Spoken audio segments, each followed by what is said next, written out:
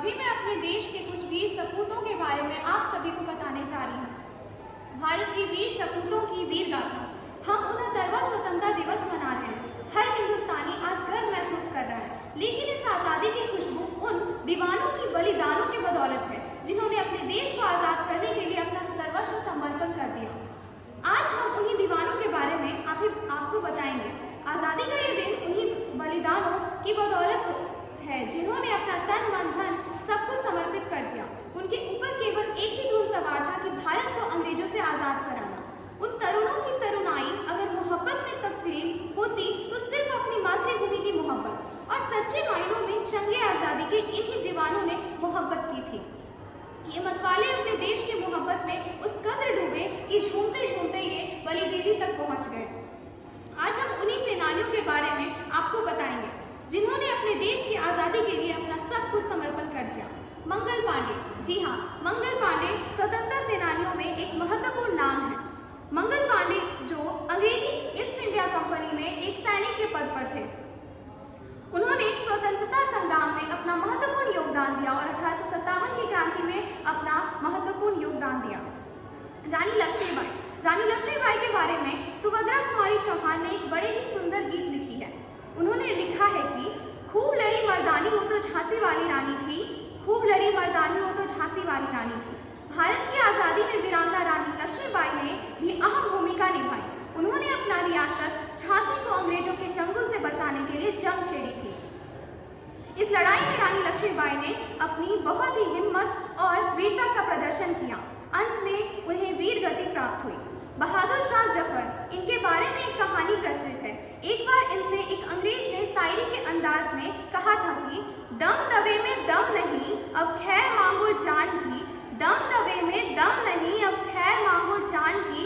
ए जफर ठंडी हुई समीर हिंदुस्तान की, समीर हिंदुस्तान की। तो उन्होंने जवाब दिया, काजियों में बू रहेगी जब तलक ईमान की, काजियों में बू रहेगी जब तलक ईमान की, तब तक चलेगी तेग हिंदुस्तान की, तेग हिंदुस्तान की।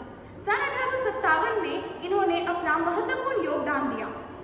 बाल गंगाधर तिलक, जिन्होंने कहा था कि स्वराज्य मेरा जन्मसिद्ध अधिकार है और इसे मैं लेकर रहूंगा, इन्होंने भी स्वतंत्रता की लड़ाई में अपनी प्रमुख भूमिका निभाई।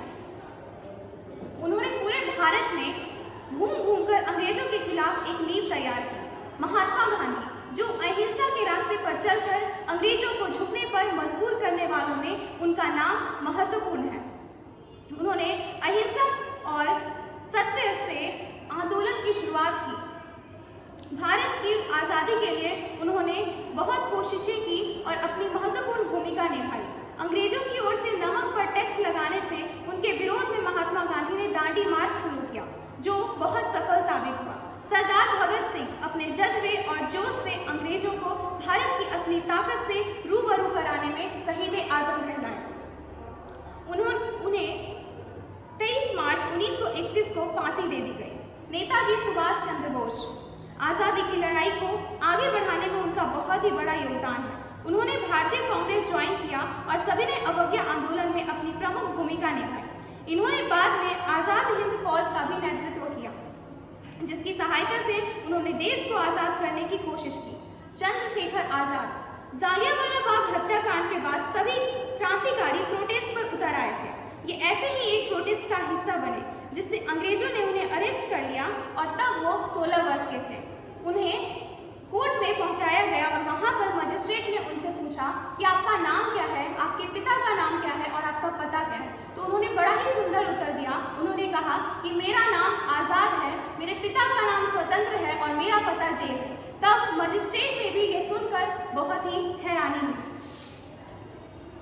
वो 15 दिनों तक जेल में रहे और उसके बाद वे जब जेल से बाहर आए तो भगत सिंह के साथ मिलकर भारत की आज़ादी की लड़ाई में अपनी महत्वपूर्ण भूमिका निभाई। आज़ादी के दीवाने इन सिपाहियों की यादों के साथ एक प्रश्न उठता है कि क्या ये वीर सपूत के बलिदान को हम आज याद रखते हैं? नहीं, क्योंकि पहले और अब की स्थितियों में बहुत बदलाव आ गया है। हमारे हाथ लगी तो केवल उनकी खाक, और सच तो यह है कि हमने उनके पंक्तियों के साथ अपनी वाणी को विराम देना चाहूंगी। आंखें नम है पर हौसला बुलंद है, आंखें नम है पर हौसला बुलंद है। दुश्मन समझा था हम डर जाएंगे, दुश्मन समझा था गलत है। हर कतरा लहू का हिसाब मांगेंगे, हर कतरा लहू का